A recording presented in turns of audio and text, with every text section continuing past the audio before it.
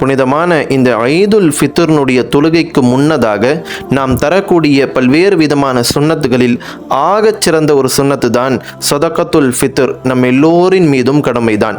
ஜக்காத்துன்றது ஒரு குறிப்பிட்ட அளவிலான பொருளாதாரம் அவர்களிடம் இருக்கிற போது அதனுடைய சட்டங்களுக்கு ஏற்ப அவர்களின் மீது கடமையாகுகிறது. ஆனால் சதகத்துல் ஃபித்ர் நம் எல்லோரின் மீதும் கடமைதான். அன்பார்ந்த அல்லாஹ்வின் நல்லடியார்களே, பிறை பார்த்ததில் இருந்து ஈதுல் ஃபித்ருனுடைய அந்த தொழுகைக்கு வருவதற்கு முன்னதாகவே நாம் சதகத்துல் ஃபித்ரை தந்திருக்க வேண்டும். பல்வேறு விதமான சுன்னத்துகள் இருக்கிறது. பள்ளிவாசலுக்கு போகும்போது நடந்து போறது, வரும்போது ஒரு வழியை தேர்ந்தெடுப்பது, போகும்போது வேறொரு வழியை தேர்ந்தெடுப்பது, நகம் வெட்டுவது, குளிப்பது, புதிய ஆடையை அணிந்து கொள்வது, நறுமணம் பூசுவது போன்ற நிறைய சுன்னத்துகள் இருக்கிறது. அதில் ஆகச்சிறந்த சுன்னத் இந்த சதகத்துல் ஃபித்ர். ஷாஃபி மதஹபாக இருந்தால் 3.200 கிராம் உணவாக மட்டும்தான் இருக்க வேண்டும் ஷாஃபி மதஹபில். ஹனஃபி மதஹபாக இருந்தால் 1.600 கிராம் உணவாகவும் இருக்கலாம்.